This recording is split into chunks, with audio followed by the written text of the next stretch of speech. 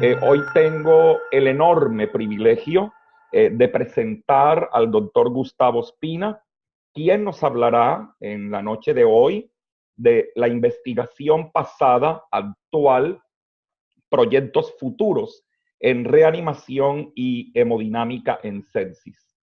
Permíteme, mi querido Gustavo, saludándote con mucho cariño, hacer un abstract de tu hoja de vida, ¿no?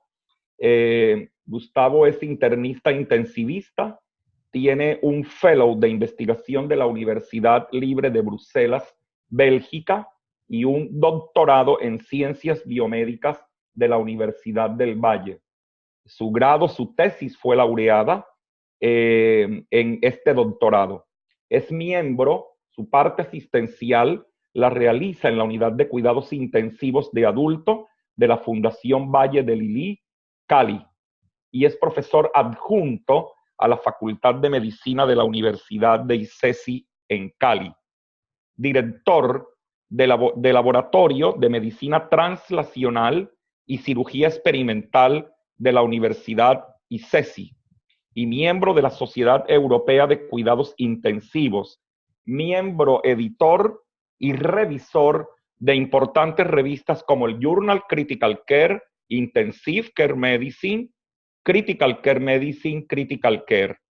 Diversas publicaciones indexadas, destacando la publicación del estudio Andrómeda en la revista JAMA este año, y artículos atinentes a la perfusión tisular y la microcirculación en sepsis y shock séptico, que hemos disfrutado y del cual hemos aprendido un montón.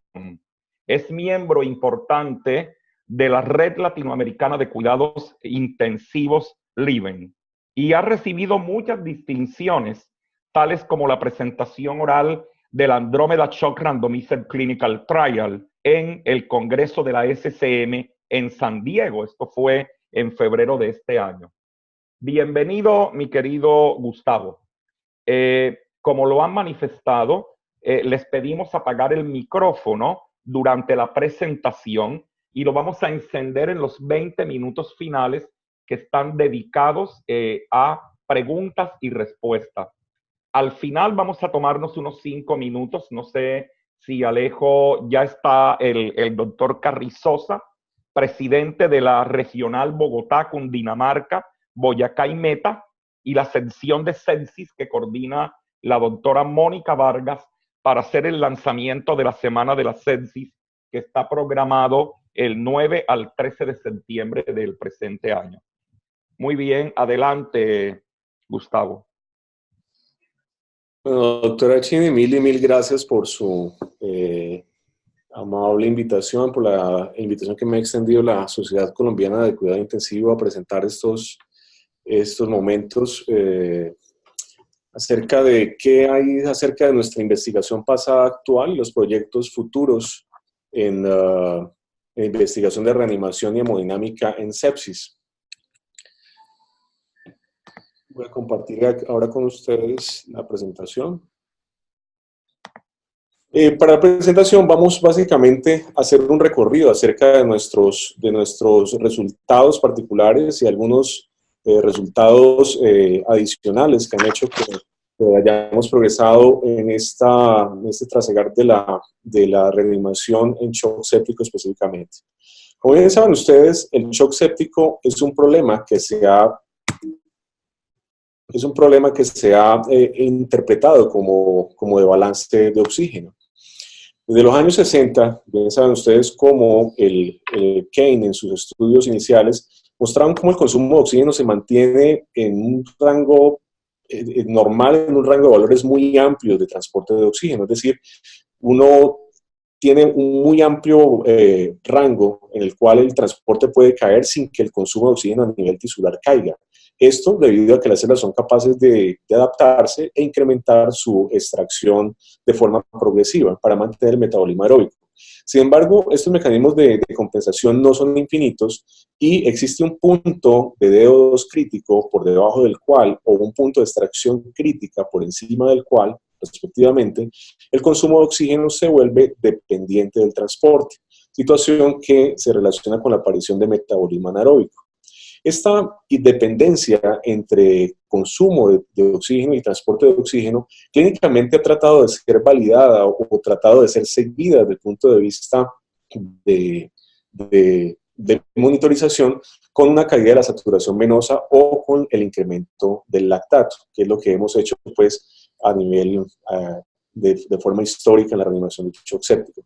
Pero básicamente todos estos problemas de oxígeno ocurren básicamente a nivel de la microcirculación. Como bien saben ustedes, hace un siglo Koch describía en sus papers iniciales o proponía un modelo de perfusión en el que a cada capilar del cuerpo le corresponde una zona cilíndrica alrededor de la cual, de células, alrededor de la cual ocurre la perfusión. Es decir, una zona de células, ¿sí?, que dependen de la alimentación por ese capilar, de forma tal que cuando una columna de glóbulos rojos ingresa en un capilar, es capaz, cuando en condiciones normales, es capaz de suplir las necesidades de oxígeno de las células que están alrededor.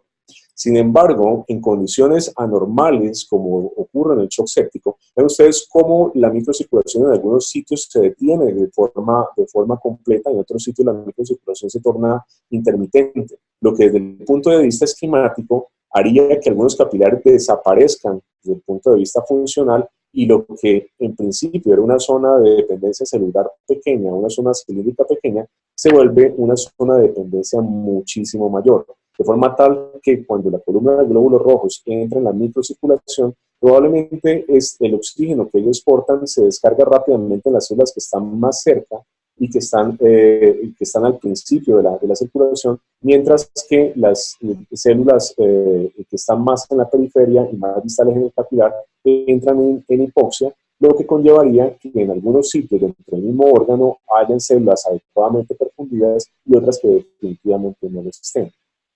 Digamos que el gran avance que hemos tenido en las últimas 2 décadas es poder evaluar la microcirculación a la cabecera de los pacientes críticamente enfermos. De hecho, hoy en día podemos evaluar la microcirculación y poder ver cómo se comporta esta durante la reanimación o los procesos de intervención terapéutica en la unidad de cuidado intensivo, pudiéndola pues evaluar en tiempo real.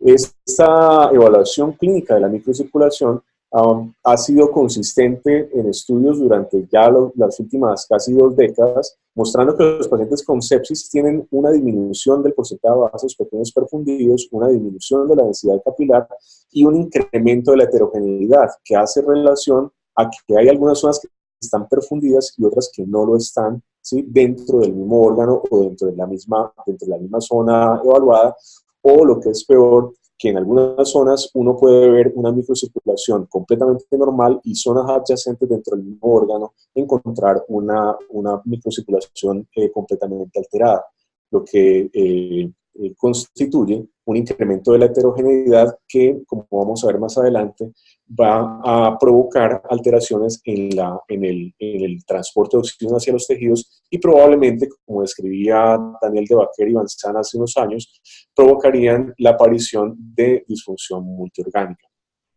Pues bien, esta evaluación de la microcirculación a la cabecera de los pacientes enfermos nos ha llevado a reentender un poco lo que sabemos de la reanimación en la sepsis. De hecho, algunos marcadores como la saturación venosa de oxígeno podrían no ser de tanta ayuda como inicialmente lo pensábamos. Por ejemplo, en este ejemplo, ¿cierto?, vemos un video en el que se ve la microcirculación de un individuo normal, en el que ven ustedes cómo la micro se mueve de forma continua.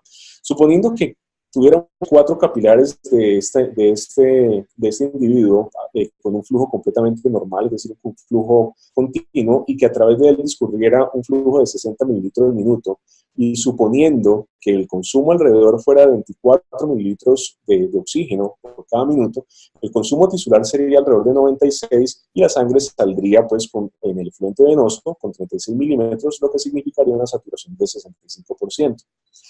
Si tuviéramos una caída del macroflujo con una disminución del transporte convectivo, pero la microcirculación permaneciera homogénea, como ven ustedes acá, ¿sí?, encontraríamos que el consumo de oxígeno tisular seguiría siendo normal. Y a pesar de que la saturación venosa aparentemente ha caído, vean ustedes cómo el consumo de oxígeno a nivel tisular se mantiene.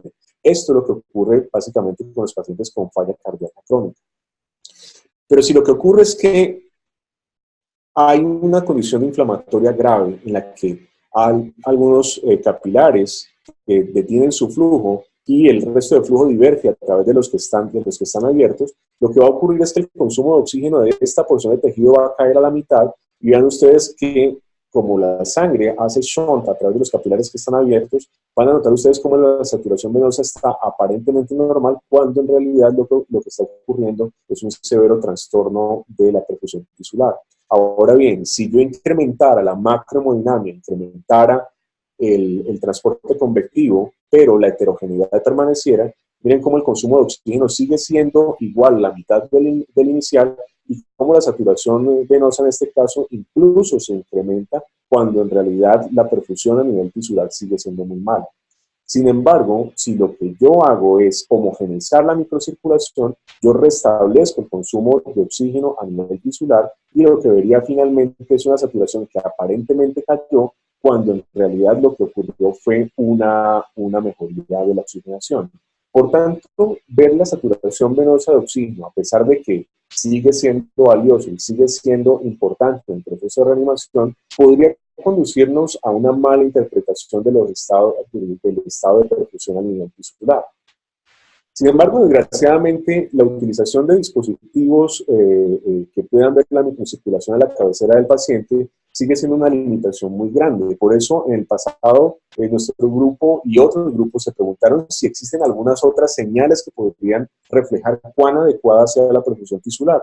Y por eso nos enfocamos en los parámetros de dióxido de carbono. Uno de ellos, la diferencia veno-arterial de dióxido de carbono, que no hace referencia más que a otra cosa que la diferencia entre la presión venosa de C2 menos la presión arterial de C2.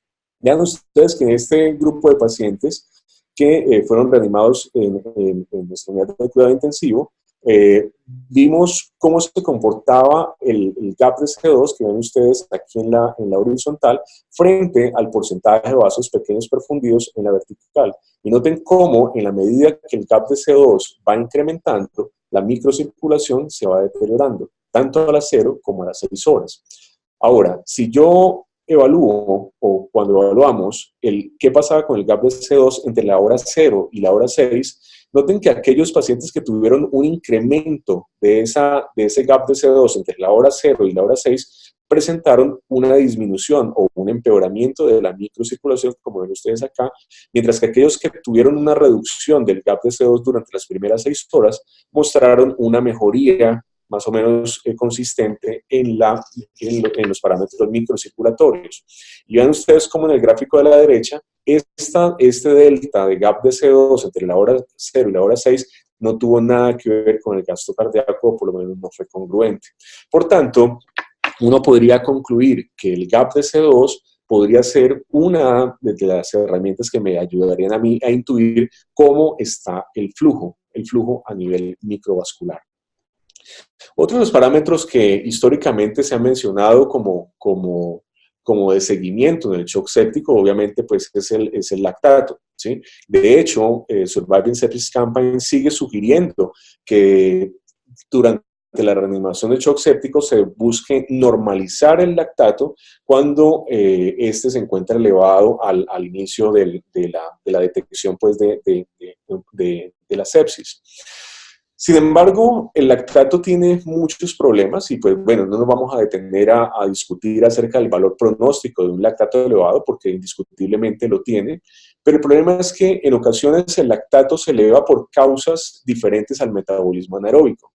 Y en algunas ocasiones es imposible saber si lo que tiene uno es un lactato elevado a causa de metabolismo anaeróbico o si es un lactato que está simplemente incrementado porque su recaptación o depuración normal está alterada porque hay falla renal o hay disfunción hepática, o simplemente porque hay otras causas de elevación del mismo, como por ejemplo el bloqueo de la piruvato deshidrogenasa por medio de la interleuquina 1 beta o factor de necrosis tumoral alfa.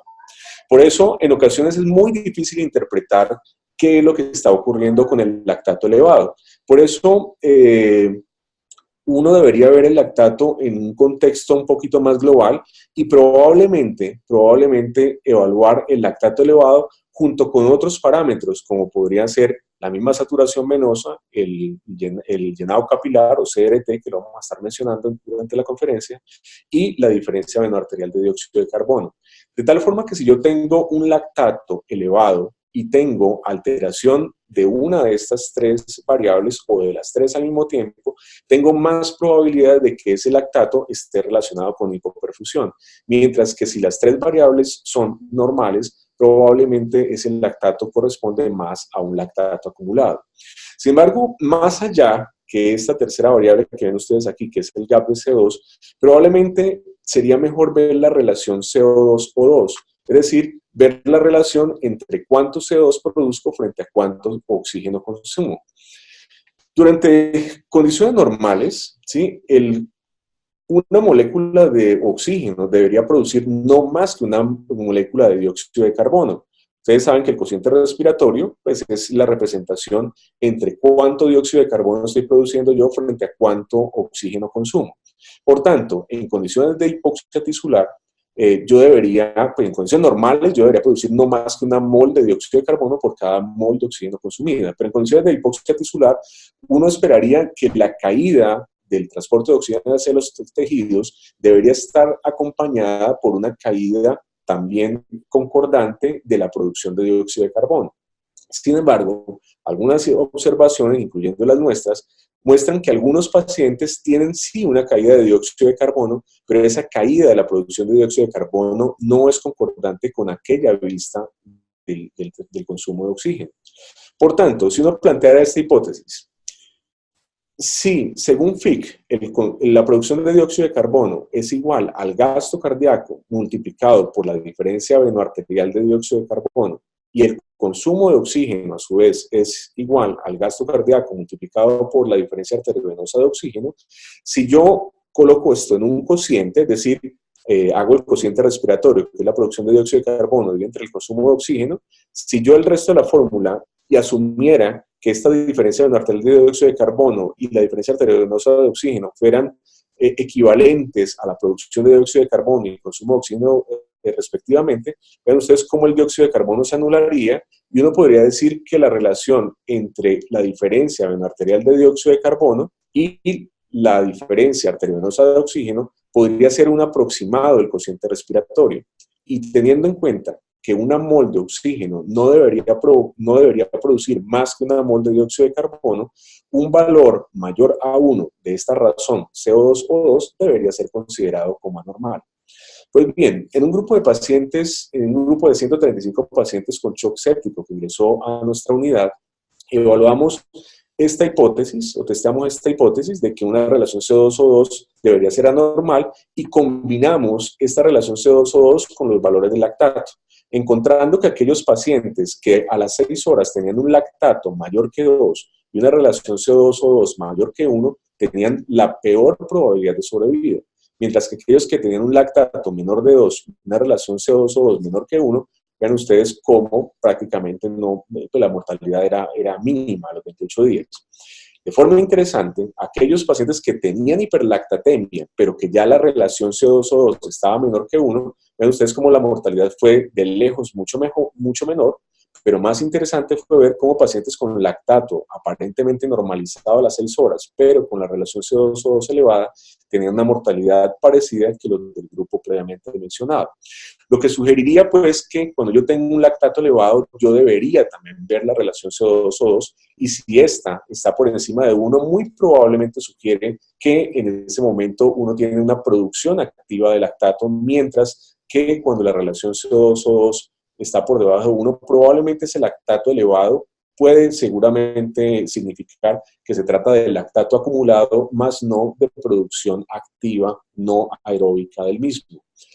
Este otro grupo de lactato normal con relación CO2-O2 por encima de 1 es una incógnita bien interesante que estamos testeando en este momento en otro estudio prospectivo, pero que podría, y esto sí los puedo adelantar, que podría sugerir que esta relación CO2 mayor que 1 anticipa la elevación del lactato, ya que la dinámica o la cinética del CO2 es mucho más rápida que la del primero.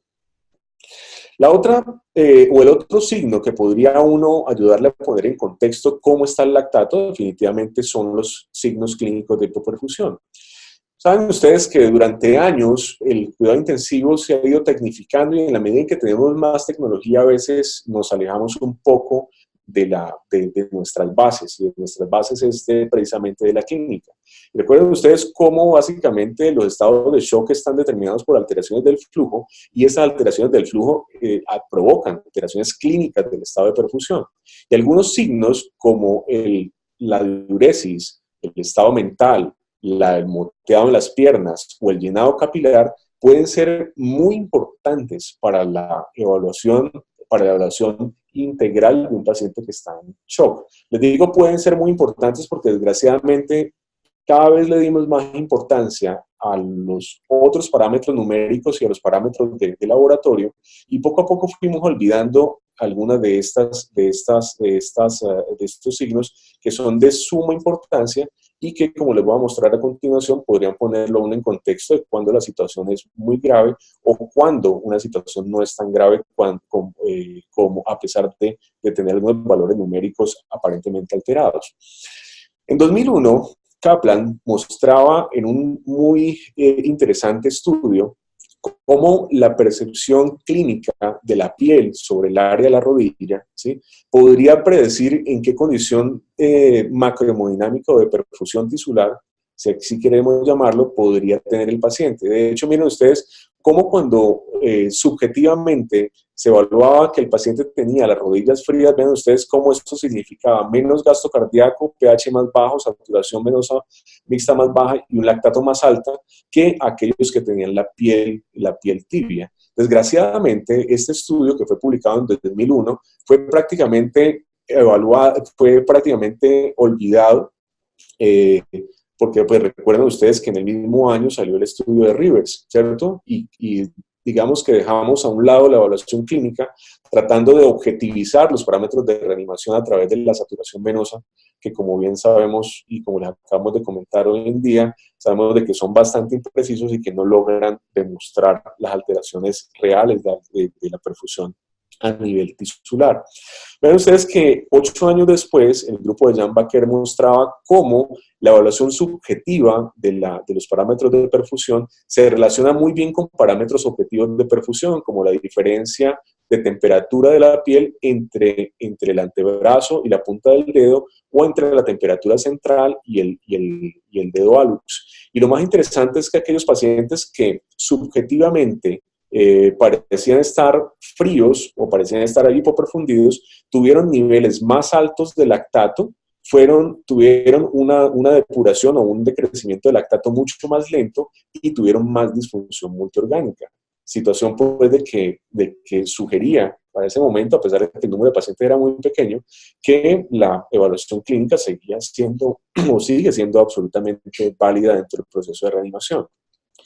Más adelante, en 2013, se publica este paper interesante del grupo de Ayoub Fellah en Francia, que muestra cómo lo que clínicamente hemos visto durante tanto tiempo, pues que es el moteado o hipoperfusión de la piel, simplemente se le asigna un valor, ¿cierto?, a este grado de moteado en un puntaje de 1 a 5, y aquellos pacientes que tuvieron más moteado, tuvieron un índice de Motin de 4 o 5, vean cómo tuvieron un lactato mucho más alto y una disfunción multiorgánica a las 72 horas mucho más severa que aquellos que no tenían moteado o que el moteado está circunscrito solamente a la región de la rodilla. Otro de los signos clínicos también dejado a un lado, ¿sí?, es precisamente el llenado capilar. Recuerden ustedes que el llenado capilar es una prueba real, ¿cierto?, de reperfusión en tiempo real, valga la redundancia, en el que yo presiono el pulpejo de un dedo, ¿cierto?, durante un tiempo, provoco isquemia del mismo y finalmente lo libero y cuento cuánto se demora en llenar el lecho vascular. Ese tiempo de llenado capilar o CRT, vean ustedes cómo es un marcador de cómo está el tono adrenérgico y lo más importante es un marcador de cómo está la microcirculación, de cómo está la vasoreactividad microcirculatoria. De hecho, el CRT mostró una muy buena sensibilidad para detectar la probabilidad de muerte en pacientes con shock séptico, cuando este CRT era evaluado en la región de la rodilla o cuando era evaluada en el dedo índice. Muchos se preguntarán, pues, o muchos dirán que el llenado capilar podría representar simplemente una variable muy imprecisa que podría no ser ampliamente reproducible. Sin embargo, datos de varios centros en Holanda, el grupo de Jan Bakker, mostraban cómo casi en 1.600 mediciones de llenado capilar, ven ustedes cómo la variabilidad interobservador, ¿sí?, fue bastante buena, ¿cierto? Obviamente, cuando los observadores fueron entrenados para hacer un llenado capilar de forma homogénea o de forma estandarizada. Y lo más importante es que este CRT y signos de hipoperfusión periférica parecen estar relacionados con la ocurrencia de hipoperfusión de órganos intraabdominales medidos a través de ecografía con el índice de pulsatilidad, bien como el llenado capilar en la medida en que se hace más largo, se ve una mayor alteración de la perfusión intraabdominal del hígado, del vaso, de los riñones y de los intestinos. Pero quizás el dato más interesante es que el CRT tiene una cinética de recuperación durante la reanimación que es bastante rápida. De hecho, tiene una cinética más rápida que la del lactato, lo que de entrada haría que el CRT o llenado capilar pudiera ser una variable interesante para monitorear durante la reanimación. De hecho, en este paper nuestro, años atrás, mostrábamos cómo el gap de CO2, el CRT y la saturación tisular de oxígeno son parámetros muy sensibles al flujo y estos parámetros mejoran rápidamente cuando el flujo o cuando el macroflujo se incrementa, mientras que aquellas variables medidas con el SDF permanecen alteradas mucho más tiempo.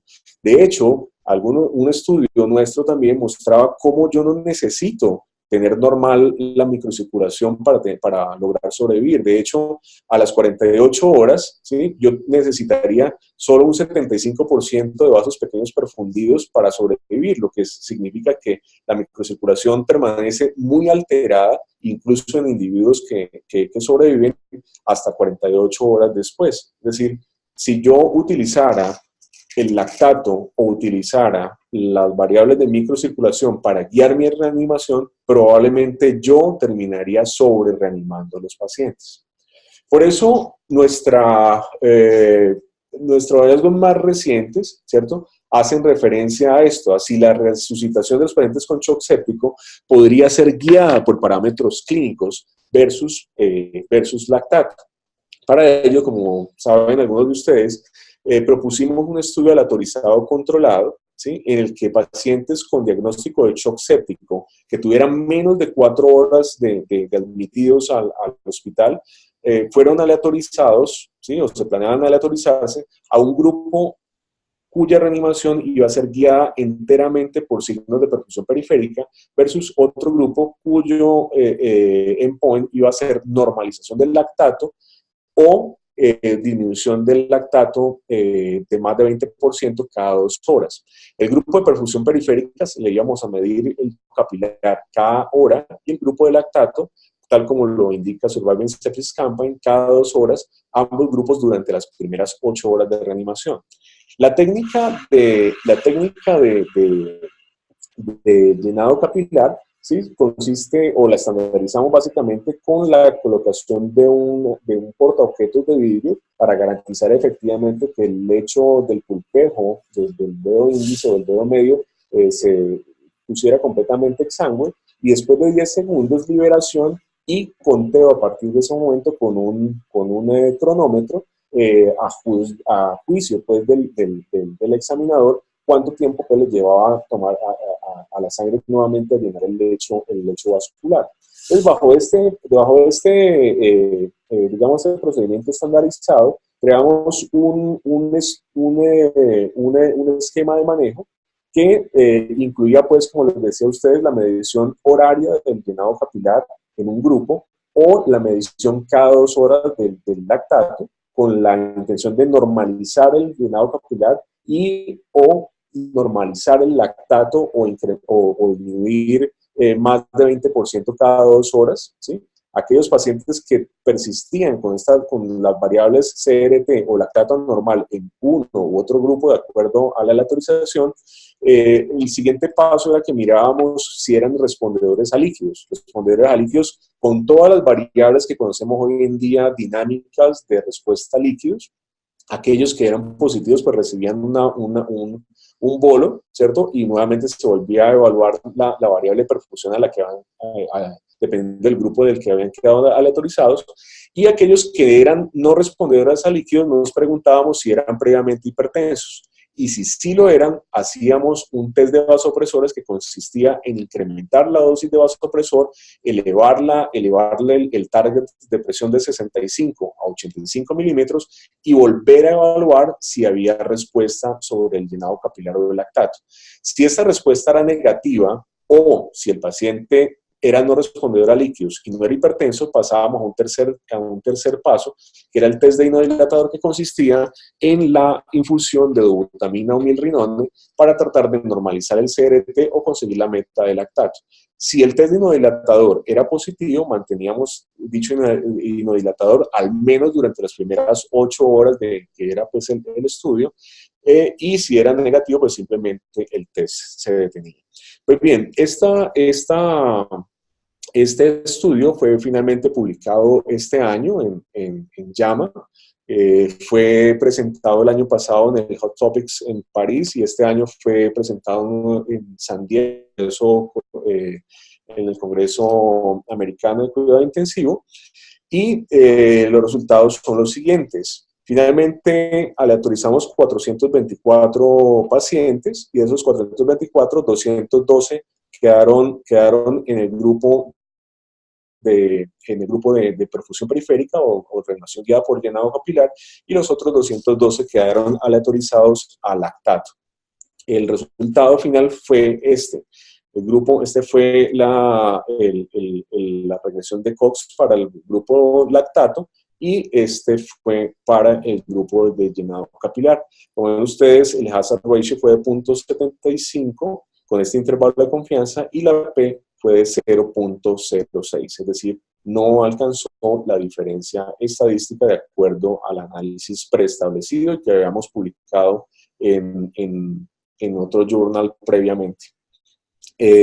Cuando hicimos el subanálisis de grupos, encontramos que aquellos pacientes con Apache menor de 25 o con SOFA menos de 10 tuvieron un mayor beneficio en el grupo de perfusión periférica, es decir, aquellos que fueron sometidos a reanimación CRT y que estaban menos graves, finalmente tuvieron una menor mortalidad.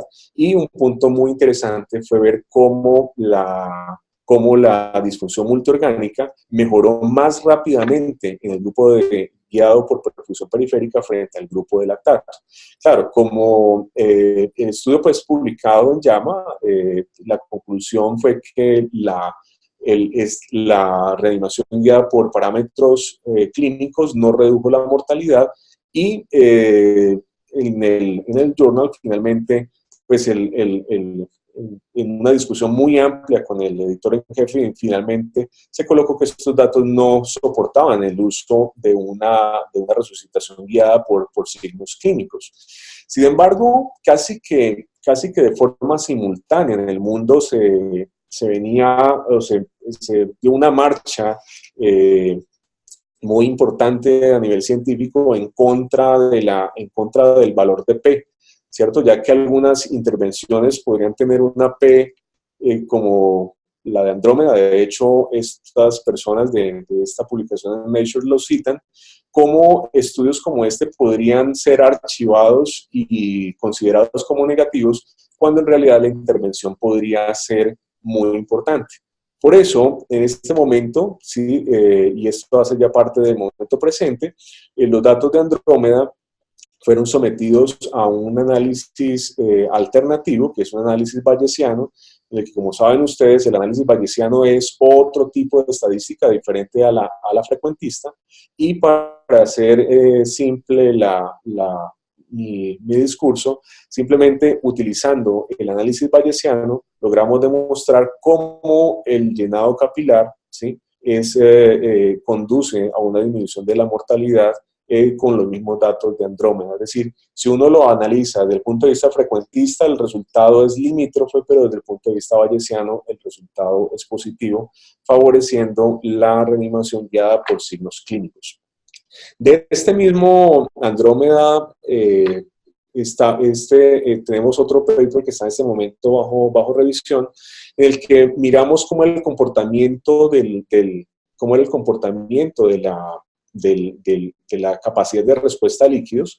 Y ven ustedes cómo en la gráfica de la izquierda corresponden a los pacientes que fueron respondedores a líquidos a las 0 horas, y ven ustedes cómo en la medida en que pasa el tiempo, la proporción de respondedores va decreciendo, ¿cierto? Cosa que es esperada porque el protocolo precisamente estaba guiado precisamente para tratar de dar bolos de líquidos en la medida en que hubiese alteración del estado de perfusión, bien fuera CRT o lactato, dependiendo del grupo de la autorización, pero siempre basándonos como primera estrategia en la administración de líquidos. Pero el punto interesante está aquí a la derecha. Vean ustedes cómo el 30%, estos pacientes representan el 30% de la población de Andrómeda, de entrada eran no respondedores a líquidos. Pero lo más interesante del punto no es ese. Lo más interesante es que durante la evolución temporal, ¿cierto?, de la reanimación, un mínimo número de pacientes no respondedores se volvieron respondedores durante la reanimación. Es decir, no más allá, noten ustedes que no más allá del 15% de pacientes no respondedores se volvieron respondedores en algún punto de la reanimación. Lo que de entrada, ¿cierto?, va sugiriendo o sugiere que esa idea que tenemos nosotros de que el shock es un estado de vasodilatación, de fuga capilar, en la que hay una constante pérdida de líquidos, probablemente no sea tan cierta. Y que algunos tipos de shock séptico, excluyendo desde luego los gastrointestinales y abdominales, probablemente no estén sometidos a tanta pérdida de volumen, y probablemente un paciente en estas condiciones no requiera tantos líquidos de base. Es decir, uno podría actuar de forma correcta sin colocar líquidos de base y manejar reanimaciones más secas, entre comillas. Por eso planteamos una nueva idea. Y esa nueva idea precisamente tiene que ver con los líquidos. Y en esta idea quiero que por favor me sigan para que tratemos de entender el alcance que puede tener. En condiciones normales, uno da líquidos para tratar de mejorar la perfusión tisular, ¿cierto?, y mejorar la respiración celular. Desgraciadamente, el disparador de por qué coloco líquidos está muy mal entendido. Y buen ejemplo de esto es el Phoenix Trial, que fue un estudio que, bien saben ustedes, que fue un estudio observacional en el que se realizó una observación transversal durante una semana en más de 120 unidades de cuidado intensivo alrededor del mundo. Y el principal disparador de colocar líquidos sigue siendo la hipotensión, seguido de la oliguria. Cuando miren ustedes que otros parámetros de perfusión ni siquiera aparecen, o el lactato corresponde a una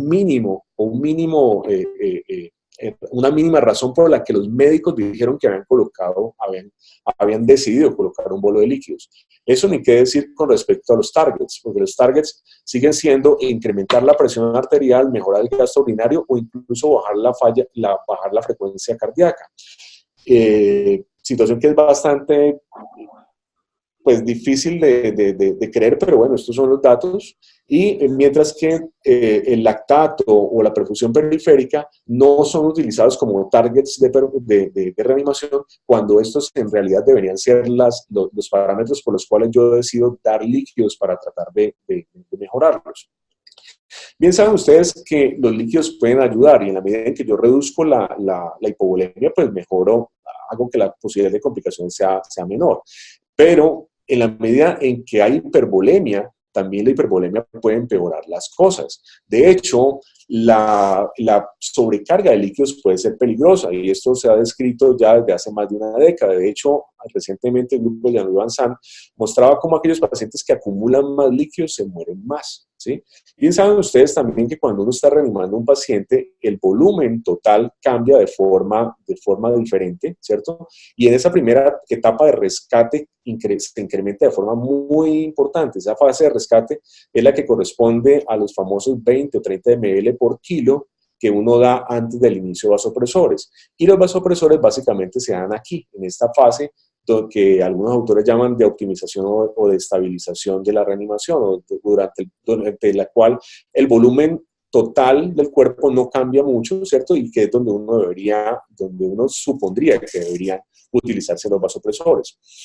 De hecho, Surviving Sepsis Campaign sigue recomendando que cuando un paciente se detecta con hipoperfusión inducida por sepsis, se debería dar al menos 30 mililitros por kilo de cristaloides dentro de las primeras 3 horas. Y esto se da como una recomendación fuerte. Sin embargo, la pregunta que uno se hace es ¿basado en qué? Y si uno se pone a ver, realmente no existe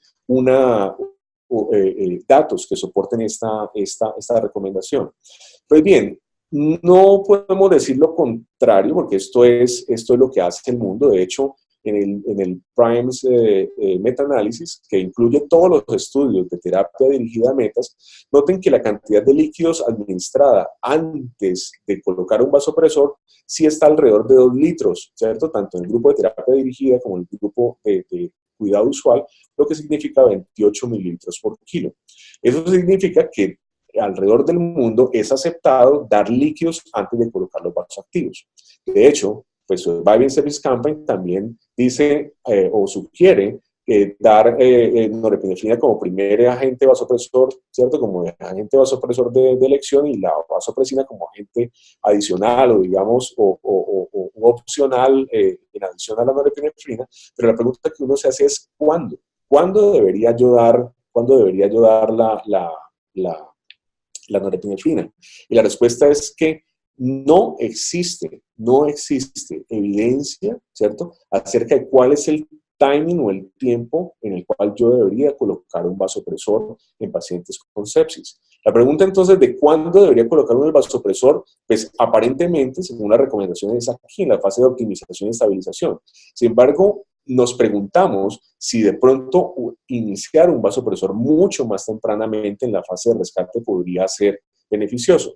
De hecho, recuerden ustedes que colocar un vasopresor temprano podría tener mucho sentido desde el punto de vista fisiológico. Es decir, un vasopresor temprano podría o lo protege a uno de la hipotensión. Recuerden ustedes que más tiempo de hipotensión significa más probabilidad de muerte. Y también uno podría decir que la hipotensión diastólica no se corrige con líquidos. Un paciente que tiene una diastólica baja, uno puede colocar cantidad ilimitada de líquidos sin lograr mejorar la presión arterial. Además, un vasopresor temprano, como han mostrado algunos estudios, puede incrementar el gasto cardíaco por incremento del retorno venoso, por incremento del volumen estresado, sin colocar líquido. Es decir, si yo coloco un vasopresor, yo puedo movilizar volumen no estresado, lo vuelvo volumen estresado, incremento el gasto cardíaco, incremento el retorno venoso y por tanto incremento el gasto cardíaco.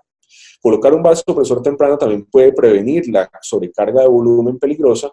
También recientemente hay estudios en animales que muestran que cuando yo coloco líquidos primero, seguido de vasopresor, a las 8 horas requiero más vasopresor de forma paradójica y tengo niveles de lactato más altos de forma paradójica. Es decir, cuando yo los comparo, cuando fueron comparados con el uso de vasopresor inmediato sin colocación de líquidos.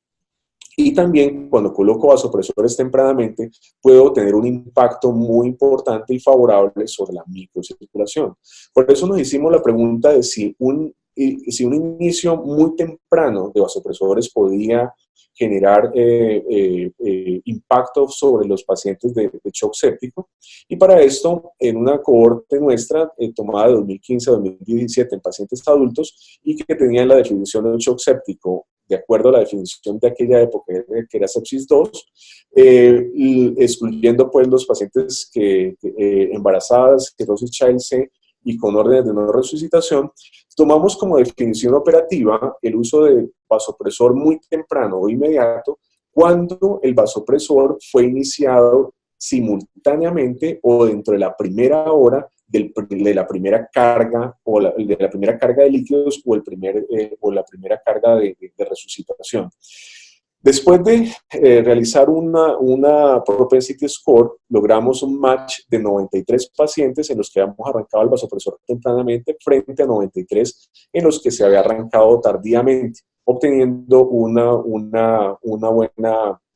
buen balance entre los dos grupos que no muestro aquí. Pero vean ustedes este resultado tan interesante. Aquellos pacientes que estuvieron en el vasopresor temprano recibieron entre 0 y 510 mililitros de volumen inicial versus los tardíos que recibieron entre 1500 y 2300, que eso equivale a 0,8.7 por kilo versus 21 cc por kilo, ¿cierto? 21.9 cc por kilo. ¿Sí? Ven ustedes que la cantidad de líquidos antes del vasopresor fue definitivamente diferente. Y ven ustedes cómo durante la evolución de las primeras 8 horas, cómo aquellos que fueron sometidos a un vasopresor temprano recibieron de lejos mucho menos líquidos que aquellos que los que recibieron el vasopresor de forma tardía, es decir, de más de una hora después de la primera carga de líquidos. Finalmente, el balance de líquidos a las 24 horas, al vasopresor a las 6 y a las 24 horas, fue significativamente menor para aquellos que arrancaron el vasopresor temprano, pero el resultado interesante fue este, que fue que después de meter los resultados haciendo una regresión de Cox ajustada por lactato, Apache 2, cantidad de líquidos recibidos al momento, del vasopresor, presencia o no de hipertensión de hipertensión crónica. Vean ustedes cómo aquellos que recibieron vasopresor muy tempranamente tuvieron un chance de mortalidad significativamente menor que aquellos que recibieron el vasopresor de forma tardía. Vale notar nuevamente que ese vasopresor tardío, entre comillas, es lo que hoy en día hacemos con Surviving Sepsis Campaign versus estos muy tempranos que fueron los que recibieron el vasopresor en la primera hora.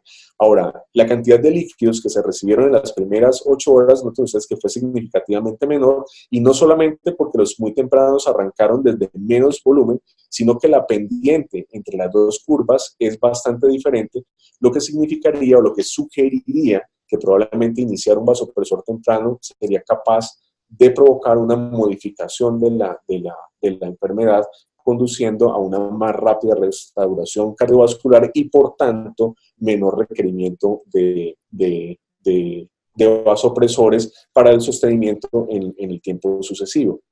La pregunta que uno se haría básicamente es qué pacientes podrían ser beneficiados de un vasopresor más temprano. Y pues la pregunta que nos hicimos siguiente es probablemente aquellos que estén más vasodilatados. Para ello, propusimos esta hipótesis y fue que, como bien saben ustedes, la presión arterial diastólica es un reflejo o puede reflejar de forma más o menos global cómo está el tono vascular. Ahora, la presión arterial diastólica depende del tono vascular y depende también de la velocidad de decaimiento de presión en la aorta. Y esta a su vez depende de cuán rápido vaya el corazón. De tal forma que si yo tengo un estado de vasodilatación, debería tener taquicardia como compensación. Pero si yo tengo taquicardia, en condiciones normales, la taquicardia debería jalar la diastólica hacia arriba. Por tanto, si yo tengo la combinación de presión arterial diastólica más baja con frecuencia cardíaca más alta, tengo la mayor disfunción cardiovascular. Por tanto, propusimos crear un shock de índice, un índice de shock, pero utilizando la presión arterial diastólica, dividiendo simplemente la frecuencia cardíaca por la presión arterial diastólica. Y medimos el riesgo relativo de muerte a los 28 días. Esta medición la hicimos en 337 pacientes de nuestra institución, sumando los 424 Andrómeda, es decir, 761 pacientes de shock séptico, lo que es un número bastante importante. Noten ustedes que en el panel superior se muestra cómo hicimos una partición por quintiles, ¿cierto? de DSI o de índice de shock diastólico. Ven ustedes cómo en el primer quintil la diastólica es más alta y la frecuencia cardíaca es más baja, y en el quinto quintil la diastólica es más baja con la frecuencia cardíaca más alta, lo que conduce a un incremento progresivo del DSI. Miren que ese incremento progresivo del DSI se acompaña con un incremento progresivo de la probabilidad de muerte relativa a los 90 días. Cuando hicimos la partición por quintiles de diastólica, ven ustedes cómo la diastólica va de la más anormal a la más normal. Las frecuencias cardíacas se alinean más o menos en el mismo rango. Vean cómo el DSI desciende y cómo la probabilidad de muerte desciende. Mientras que cuando partimos por quintiles de frecuencia cardíaca, ven ustedes cómo la frecuencia cardíaca aumenta de forma progresiva, como la diastólica se mantiene más o menos en el mismo rango. Esto significa que el DSI se incrementa de forma progresiva y se incrementa lo que incrementa concomitantemente la mortalidad. En pocas palabras, si yo veo un DSI o un índice de shock diastólico, ¿sí?, estoy viendo de entrada una mayor probabilidad de muerte, probablemente ligada a un mayor estado de vasodilatación. Cuando buscamos el punto de corte, que para la población general representaba una probabilidad mayor de mortalidad que la mediana poblacional, encontramos que un DSI de 2.20 encontraba este punto. Y cuando hicimos la regresión de Cox de pacientes con más de 2.20 antes del inicio del vasopresor o menos de 2.20 antes del inicio del vasopresor, ven ustedes cómo la diferencia es importante y alcanza la diferencia significativa desde el punto de vista estadístico. Entonces, ¿cuál es el futuro o cuál es la propuesta? En eso voy a ser muy breve para abrir la discusión. El futuro, pues, inicialmente va a ser preguntarnos si el uso concomitante de líquidos y vasopresores o de inicio muy temprano de vasopresor podría eventualmente modificar los desenlaces en shock séptico. Para eso vamos a hacer una parte experimental en nuestro laboratorio translacional acá en la universidad, y lo que vamos a querer básicamente es un modelo de endotoxemia en cerdos, y vamos a medir la microcirculación a nivel esplácnico, y vamos a medir además el flujo mesentérico y el flujo aórtico a través de uso de unos probes sónicos, y además vamos a utilizar láser Doppler para medir esa microcirculación durante la reanimación de un shock endotoxémico para 3 grupos. Un grupo que va a utilizar reanimación convencional, que va a ser inicialmente líquidos, seguido de vasopresores. Otro grupo que va a utilizar vasopresores desde el inicio, o sea, sin la carga inicial, junto con líquidos durante las primeras 8 horas, y un tercer grupo que va a recibir solamente vasopresores. Finalmente, esta pregunta o esta inquietud acerca del uso de vasopresores queremos llevarla al ámbito clínico también, debido pues a los datos que les acabo de mostrar previamente, y para eso pues la intención va a ser realizar un estudio aleatorizado controlado en pacientes mayores de 18 años con definición de shock séptico, esta vez definición sepsis 3, ¿sí?, con el que esperamos pues en el futuro contar con su colaboración. Con esto pues quiero abrir ya la discusión y recordarles pues a todos los que quieran participar también, ¿cierto? Y hacer partícipe también a la Sociedad Colombiana de Cuidado Intensivo acerca pues de la red latinoamericana de investigación en cuidado intensivo LIVEN, a través de la cual o en conjunto con la cual hemos venido trabajando durante estos años y hemos venido sacando estos datos. Entonces quiero entonces así dar pues la apertura para la discusión. Bueno, muchas gracias, Gustavo, por esta excelente presentación, pero quizá lo más importante es cómo este conocimiento ya hemos comenzado a aplicarlo a la práctica clínica, y creería yo que es justo a partir de la práctica clínica que todo este conocimiento podrá ser validado, pero que en la óptica de lo que es la intervención y los datos que nos has mostrado, es una forma, una alternativa de aliviar la carga que representa en términos de mortalidad la sepsis en el mundo. Pues habrán otras cosas que tienen que ver con el conocimiento, el tener la conciencia alrededor del problema, los aspectos preventivos. Aquí nos hemos centrado en estos aspectos relacionados con reanimación, con hemodinamia, con microcirculación, y puedo identificar en tu presentación unos 5 momentos que son obviamente sujeto de discusión. Y yo espero que toda la audiencia, no sé en este momento cómo vamos, Alejo, ¿cuánto es la audiencia? Bien, doctor, estamos 67 personas conectadas en este momento. Bueno, tenemos una pregunta en el chat. Son 280. ¿Cómo, perdón? Tenemos una pregunta en el chat, doctor, del doctor Alfonso Ramos. Entonces vamos a abrir la discusión. Veamos a ver en el chat. Alfonso Ramos Díaz. Buenas noches, Alfonso. Dice que la pregunta va encaminada a lo siguiente. Piensa que en escenarios en pacientes con choque séptico que tienen afección en la microcirculación, la colocación de dobutamina u otro inodilatador impactaría la mortalidad. Bueno, gracias, Alfonso, por su pregunta, y la respuesta es la siguiente. Mire, durante los últimos 30 años existen no menos de 50 papers, ¿cierto?, tratando de buscar si dobutamina impacta o no la microcirculación, o la microcirculación y los desenlaces clínicos. Resulta que los resultados han sido completamente disímiles, y hay estudios que muestran que hay un impacto favorable en algunos casos, en algunos estudios, y en otros el impacto es limítrofe o incluso deletéreo. Si usted se acoge a los estudios clínicos aleatorizados controlados, no existe evidencia, como tampoco lo existe con muchos otros medicamentos que puedan cambiar la mortalidad en shock séptico. Pero en mi opinión personal, y debido pues a la experiencia que tenemos también en microcirculación, la respuesta es que si usted está en las etapas muy tempranas de reanimación y su modelo está ya adecuadamente volemizado, existe la posibilidad de que la dobutamina con una alta probabilidad provoque un incremento de la densidad capilar total y un incremento del porcentaje de vasos pequeños perfundidos.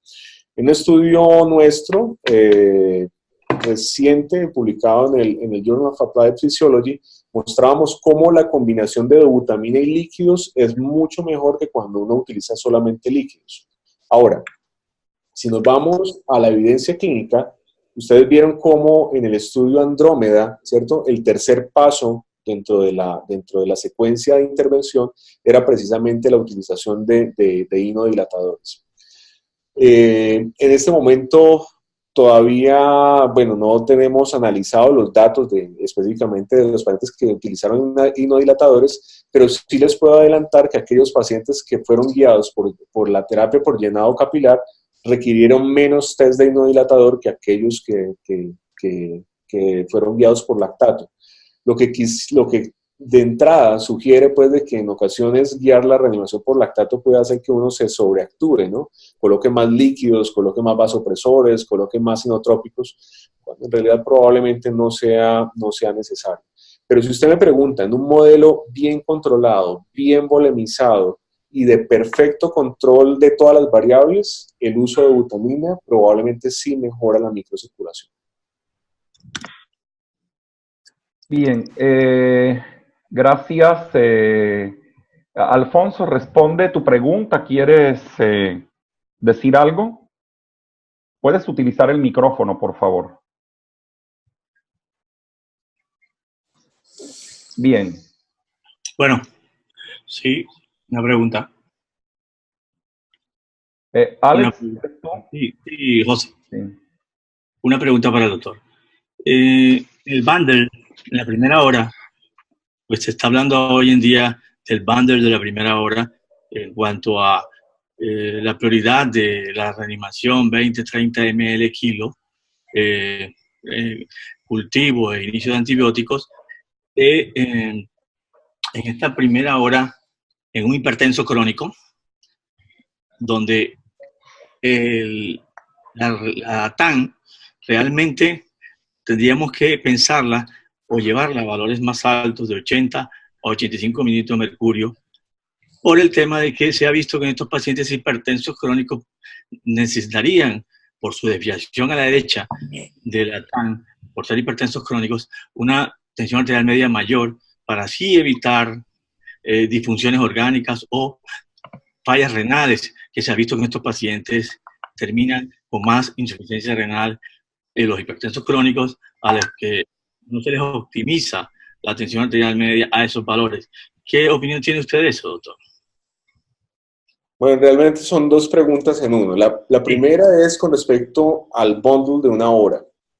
Mira, si uno revisa el bundle de una hora propuesto por Surviving Sepsis Campaign, todavía sigue siendo impreciso, ¿cierto? Sigue siendo impreciso, sí le dan una mayor importancia a la persistencia de la hipotensión. Entonces, cuando hay hipotensión persistente, uno no debería esperar a mejorar la hipotensión simplemente con líquidos, sino adicionar los vasopresores. Sin embargo, la recomendación, si ustedes leen el bundle, es bastante imprecisa y no recomiendan exactamente en qué momento debería ser, ni tampoco precisan acerca de si tú deberías recibir 30 mililitros por kilo comprimidos en los primeros 30 minutos o en la primera hora y después el vasopresor. En mi opinión, es que necesitamos más datos, ¿sí?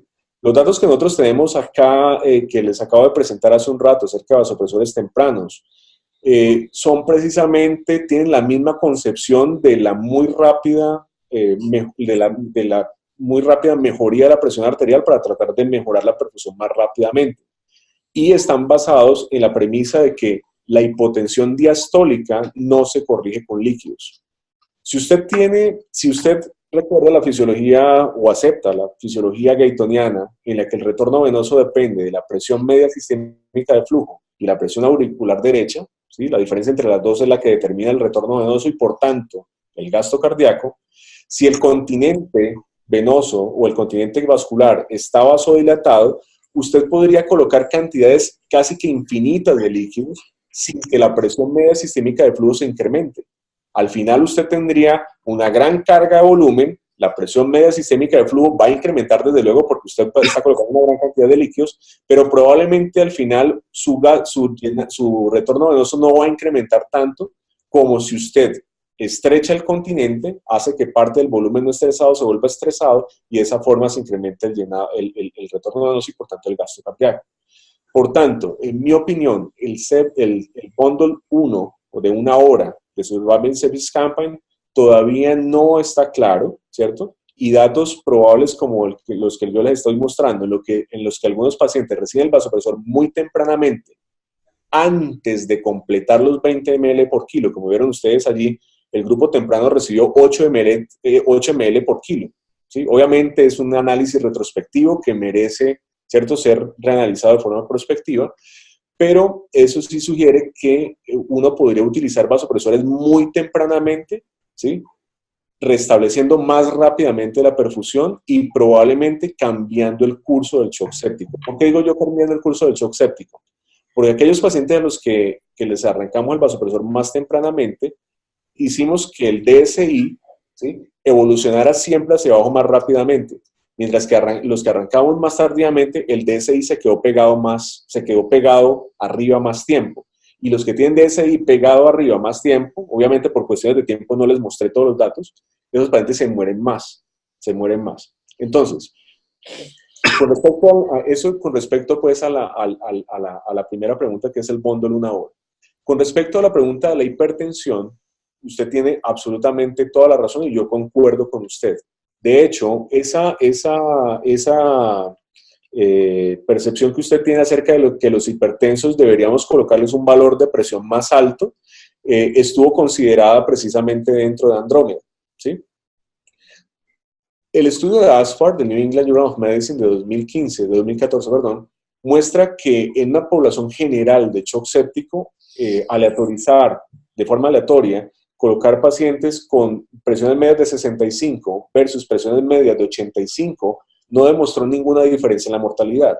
Sin embargo, cuando uno ve despacio los datos, aquellos pacientes que tenían hipertensión crónica y que cayeron dentro del grupo de target más alto de presión, tuvieron menos falla renal y tuvieron menos requerimiento de terapia de reemplazo renal, lo que hace que sí sea lógico precisamente que aquellos pacientes hipertensos usted pudiera darles un target de presión más alto. En Andrómeda, precisamente el segundo paso de intervención después de la colocación de líquidos era precisamente tomar a aquellos pacientes que eran hipertensos previos y incrementar el target de presión para ver si incrementando el target de presión con más vasopresores conducía a una mejoría del llenado capilar o a una mejoría del lactato, dependiendo pues de qué grupo estuviera aleatorizado. Los datos acerca de si hubo respuesta o no a esta intervención los vamos a tener pronto, pero sí les puedo adelantar nuevamente, igual que con el inodilatador, aquellos pacientes que fueron guiados por CRT requirieron también menos test de vasopresor y menos test de inodilatador. Por acá tenemos otras. Gracias. Cristian Camilo tiene una pregunta que es si el futuro orienta a una reanimación guiada por variables exclusivamente clínicas. Yo complemento esta pregunta que si esto podría, en perspectiva clínica, tener más utilidad en los escenarios primarios de complejidad o en los escenarios prehospitalarios. La pregunta es muy buena y es una pregunta absolutamente válida. La respuesta que yo podría dar en este momento es que con los datos que tenemos hasta este momento, el llenado capilar o la reanimación guiada por llenado capilar debería ser parte del armamentario utilizado en la unidad de cuidado intensivo. De hecho, con los datos que tenemos, ¿cierto? Podríamos decir que algunos pacientes que tienen lactato elevado y que tienen llenado capilar normal, probablemente yo no debería hacer más esfuerzos de reanimación. Esa es una percepción que todos tenemos, ¿sí? Por el contrario, pacientes con lactato normal y con llenado capilar anormal, probablemente deberíamos hacer más esfuerzos. Sin embargo, ese escenario es menos frecuente que ocurra. Si la pregunta va encaminada a ¿deberíamos sacar el lactato dentro del armamentario de reanimación en todos los escenarios del shock séptico? No estaría yo tan seguro todavía, pero sí les puedo adelantar que cuando uno utiliza variables como el lactato, que tienen una cinética de descenso tan lenta, uno podría someter a los pacientes a reanimación o a intervenciones que potencialmente son innecesarias, ¿sí? Sin embargo, los datos son tan pequeños, es decir, es Andrómeda solo, o sea, son los primeros 424 pacientes, que yo todavía no me atrevería a decir esto. Ahora, si la pregunta va encaminada a que si el llenado capilar lo puedo utilizar fuera de la UCI, la respuesta es sí, probablemente sí. De hecho, hay estudios con llenado capilar nuestros previos, ¿sí?, que muestran cómo en el servicio de urgencias un paciente que llega con un llenado capilar anormal y que con el primer bolo de líquidos el llenado capilar se normaliza, la mortalidad se reduce a 10 o 15% con el primer bolo de líquidos. Pero si el llenado capilar permanece elevado, ¿cierto?, tiene una mortalidad cercana al 40%. Estos datos que les estoy mencionando también son corroborados en Andrómeda, ya cuando están hospitalizados en cuidado intensivo, cuando un llenado capilar elevado se comporta con disminución a las 2 horas, la mortalidad es extremadamente baja, o sea, cae a 15 o 18%, mientras que aquellos que tienen llenado capilar anormal y a las 2 horas sigue elevado, la mortalidad es de 35%. O sea que, en conclusión, el llenado capilar debería ser parte del armamento que uno utiliza dentro de la evaluación del shock séptico, es decir, no solamente mirar la saturación venosa, no solamente mirar el lactato, no solamente mirar el gap de CO2, sino mirar también el llenado capilar. De hecho, el llenado capilar, como les mencionaba en la conferencia, el llenado capilar es un es una prueba de isquemia reperfusión, si ustedes lo piensan. Es isquemia al apretar, ¿cierto? Durante un tiempo y luego ver cómo ocurre la reperfusión. La verdad es que es una prueba supremamente sencilla. Desde luego, la tentación que todos tenemos, ¿cierto? Es que esto podría ser aplicado en la urgencia, en el escenario prehospitalario o incluso en lugares donde no hay mucha tecnología, ¿sí? Pero pues hasta ahora lo que tenemos es que este CRT fue aplicado en hospitales seleccionados que tienen, digamos que han tenido alguna historia de investigación en perfusión, y yo todavía no estaría tan seguro que pudiera pues, ser extendido al mundo, pero sí suena desde luego completamente lógico.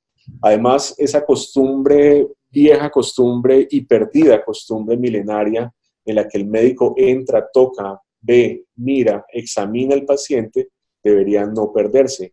Y finalmente yo diría que parte del éxito del CRT frente al lactato fue la dosis de médico. Correcto. Entonces, El doctor Camilo Pizarro, que es nuestro vicepresidente, bueno, te envía una felicitación por la presentación y tiene dos preguntas concretas. Creo que es la última pregunta o las últimas dos preguntas por el tiempo. Mi querido Camilo. Hola, Gustavo. Buenas noches y de verdad que felicitaciones. Muchas gracias por tu participación, por estar muy pendiente de las actividades académicas de la AMSI. A José Luis un saludo. Y quería, para ser breves, tú sabes que ahorita con la nueva clasificación de shock, independiente de la causa que llegue al shock, bien sea séptico, cardiogénico, como para hablar de un estado distributivo, cuando tú mencionabas de los estados de vasodilatación, esos índices de perfusión clínicos que tú mencionaste en Andrómeda, que son la perfusión del moteado y el llenado capilar, ¿crees que con la última intervención que dijiste debe estar incluida la frecuencia cardíaca y la temperatura del paciente como de los índices índices de perfusión? Independiente del índice de shock que sacaste, sino solamente la temperatura y la frecuencia cardíaca adicional. Mira, Camilo, la respuesta sería sí, por la siguiente razón. Desde 1969, Max Harry-Weil mencionó cómo la temperatura del ALUX, ¿cierto? Medida con un electrodo, comparada con la temperatura ambiente, era un predictor de mortalidad, y cómo en la medida en que el ALUX estaba más tibio, había mayor gasto cardíaco, y que el ALUX estaba más frío, el gasto cardíaco disminuía. O sea que los signos clínicos de temperatura, antebrazo, punta de dedo, central, ALUX, o simplemente tocar al paciente, pues tocar la rodilla, tocarlo clínicamente, yo creo que deberían siempre estar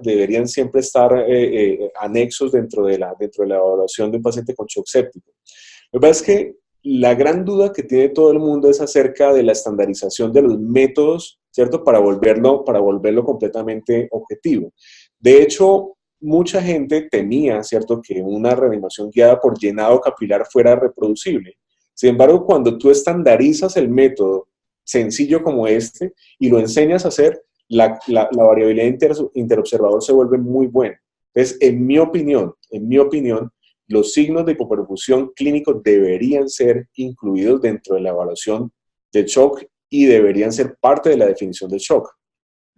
Yo creo que uno de los problemas más grandes que hemos tenido los médicos en la historia fue que desde que Hales en 1780 midió por primera vez la presión arterial en un caballo, conectando una barra de vidrio, ¿cierto?, con una columna de mercurio. Fue la primera persona que mostró el fenómeno de presión arterial.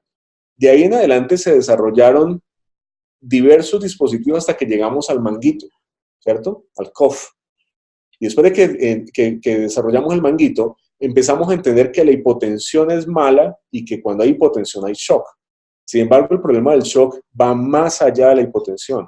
El problema del shock es un problema de flujo. El problema de flujo, de macro, de micro, ¿cierto? Macro, microflujo o de distribución de flujo, ¿sí? Tú que eres experto en ECMO, ¿cierto? Logras entender claramente, logras entender o seguir la premisa de que probablemente el determinante finalmente de la disfunción celular, ¿sí? O la disfunción celular en el shock, que consiste en una mala utilización del oxígeno porque hay una mala aporte de oxígeno a las células, es precisamente la disfunción en términos de flujo hacia las células, es decir, una disminución del transporte convectivo y difusivo de oxígeno hacia las células. Y eso hace referencia al flujo. Cuando uno ve el CRT, cuando uno evalúa la temperatura, antebrazo, punta de dedo, central, periferia, o uno ve el moteado, uno está viendo parámetros de flujo, ¿sí? Cuando uno está viendo el CRT, además está viendo cómo están los parámetros de reperfusión después de una prueba sencilla de isquemia. Por tanto, mi opinión es sí, deberían ser incluidos. Ahora, si ustedes revisan el consenso de 2014 hemodinámico, se van a dar cuenta que efectivamente se menciona siempre el llenado capilar. De hecho, en Surviving Sepsis Campaign, en sus primeras ediciones, también lo mencionan, pero nadie hace, o nadie lo había puesto en números y lo había vuelto un estudio controlado. En mi opinión, creo que los signos clínicos son muy valiosos y como les mostré previamente, cuando uno tiene, por ejemplo, un lactato elevado, la adición de los signos clínicos le pueden ayudar a uno a decidir cuál es el camino que debería tomar en términos de intervención. Perdón. Esto te lo decía es porque estamos trabajando precisamente con el pero no solamente en cualquier tipo de paciente, lo cual de pronto sí puede llegar a tener algún problema dependiendo de la causa, pero como el problema en últimas, como dices tú, estamos de acuerdo, es de flujo, hay un momento que no importa si el paciente está hiperdinámico o hipodinámico, es poder detectar tempranamente esa alteración del flujo. Y nosotros estamos trabajando también en esas dos variables, que son temperatura y frecuencia cardíaca. No habíamos tenido en cuenta el índice de shock que dices tú con la presión diastólica, lo cual me parece muy importante y ya seguramente vamos a tener tiempo de conversar sobre esto. De pronto ahorita en Pasto nos vemos y te cuento unos resultados que tenemos ya de ese estudio, ¿ok? De esa observación. Excelente.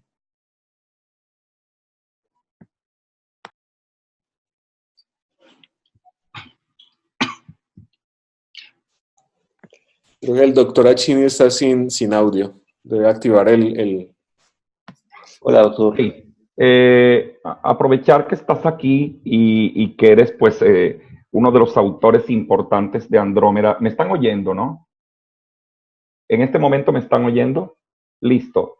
Sí, claro. A pesar de ser una hipótesis muy válida que intenta responder una pregunta de alto valor clínico, no todos tienen acceso al lactato y te podría decir que algunas unidades de cuidados intensivos que trabajan en la periferia, no es fácil acceder al lactato. Ahora para nosotros es mucho más fácil los que laboramos en entidades de tercer y cuarto nivel de complejidad que tenemos un resultado a la mano. Es intrigante la falta de impacto en términos de mortalidad a 28 días. Pero una pregunta detrás de esto, más que buscar el artificio bayesiano, es qué porcentaje dentro de cada grupo logró target y en cuánto tiempo, porque esto no lo logro ver en los resultados del estudio. La pregunta es muy interesante. Que pudieran explicar, no, ¿verdad?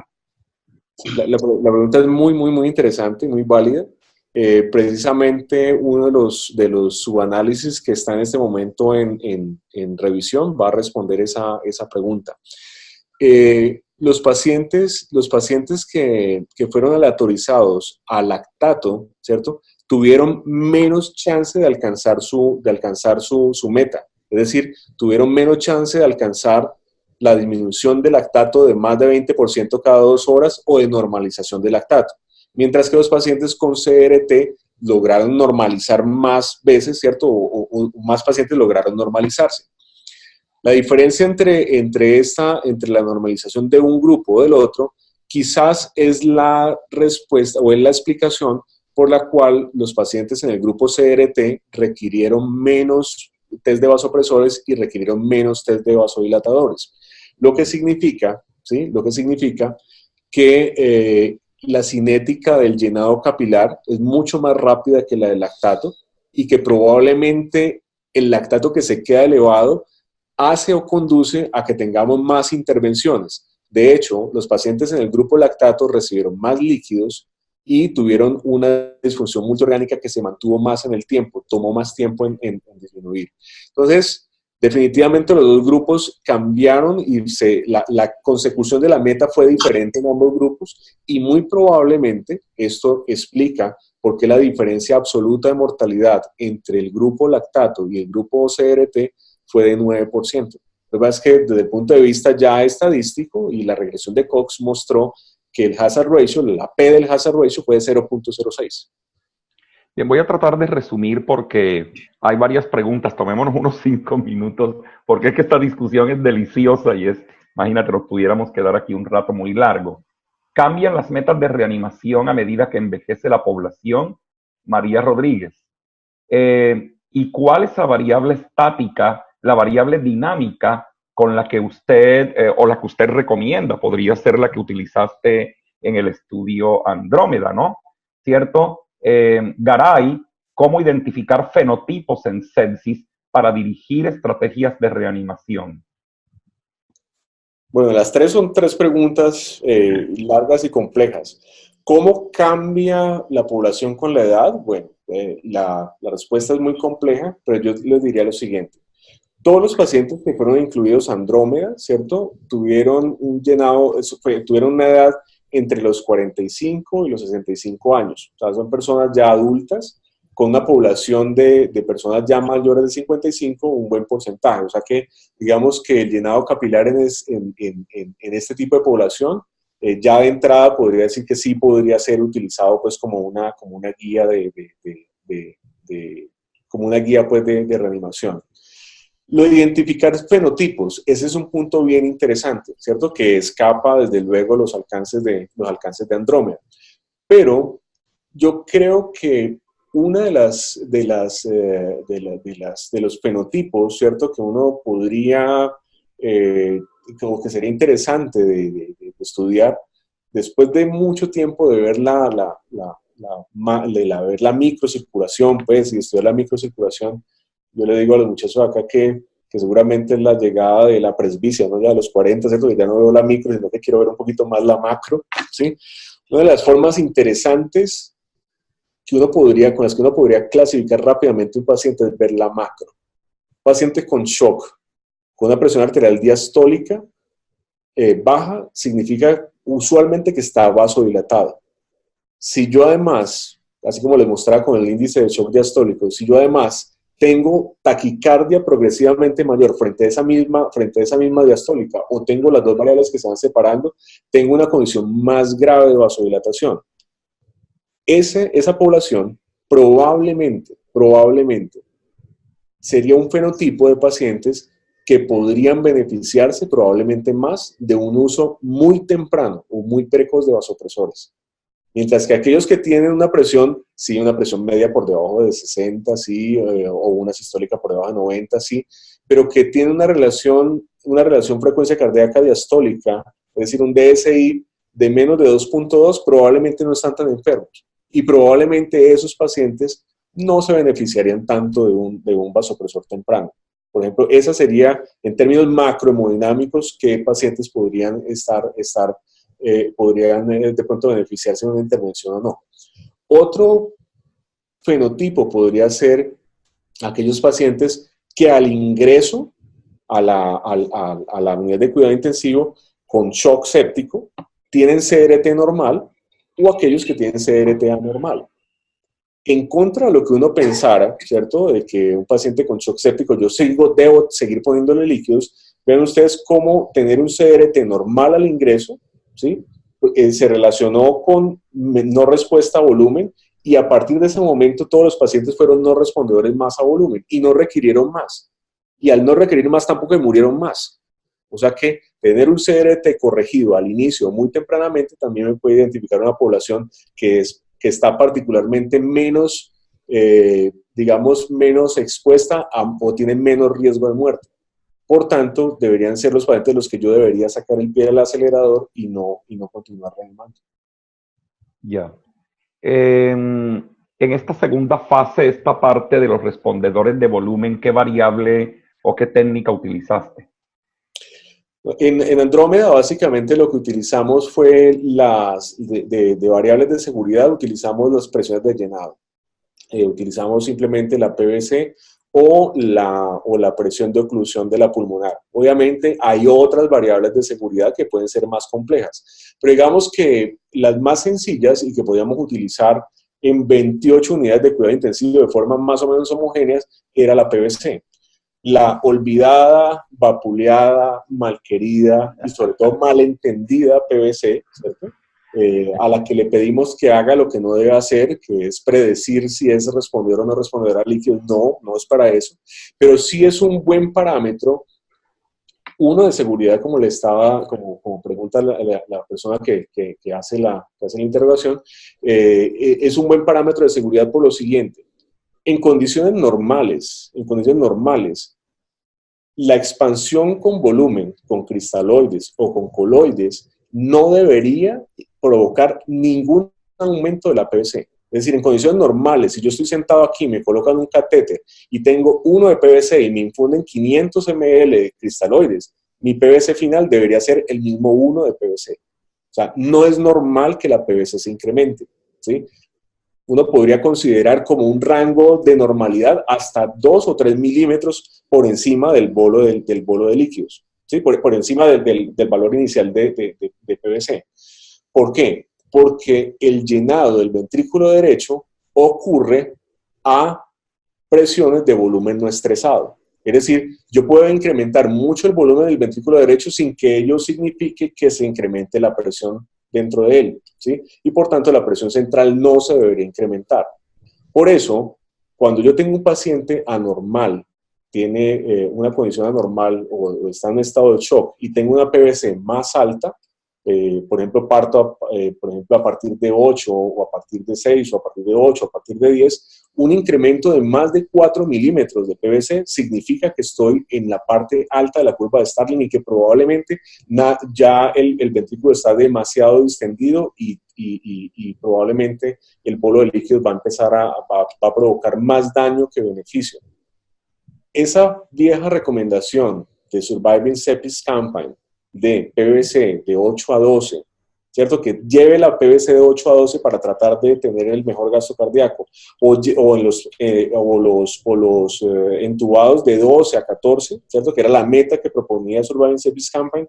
Yo creo que ha sido de los errores históricos, fisiológicos que ha cometido cualquier guía de recomendación en cualquier escenario de la medicina, porque es completamente antifisiológica. O sea, uno no debería perseguir una PVC, pero sí podría utilizarla como un parámetro de seguridad. Hay otros parámetros de seguridad ecocardiográficos, hay otros parámetros de seguridad en los que se compara la presión de pulso dividida entre la variabilidad de volumen sistólico, pero incluyen tecnología, ¿cierto? Incluyen la colocación de un sistema PICO o la colocación de un sistema LITCO, otros de seguridad que podrían incluir la monitoría del end-tidal CO2, o sea, hay formas de hacerlo, pero son mucho más complejas. Nosotros particularmente utilizamos la PVC, la malquerida, malentendida, vapuleada, despreciada, pero muy importante PVC.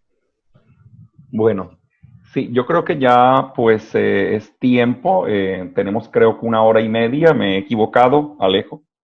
Sí, agradecerte de verdad, Gustavo, por la excelente presentación y por todas estas enseñanzas que, reitero, las aplicamos no solamente en el ámbito docente, a mis residentes todo el tiempo. Mira, ya estamos adoptando la política muy temprana de comenzar vasopresores desde urgencia y no tener que esperar pasar los 30 cc por kilo, ¿verdad?, en las 3 horas de acuerdo a los planteamientos del bundle, ¿verdad? Entonces, venimos aprendiendo mucho de esto y venimos aprendiendo de la diferencia frecuencia cardíaca, presión diastólica. En la medida en que vayamos replicando el concepto en la práctica clínica, pues todo este conocimiento va teniendo un valor clínico mucho más importante y será obviamente mucho más robusto. Faltarán los ensayos clínicos controlados, ¿no es cierto?, para poder dar una respuesta mucho más clara a todos estos hallazgos. Pero gracias por la investigación, gracias por darnos este conocimiento, un gran aprecio de la ANSI, por tu aporte académico y por estar muy atento a ella, ¿no es cierto? Muy amables a todos, gracias por asistir a esta presentación.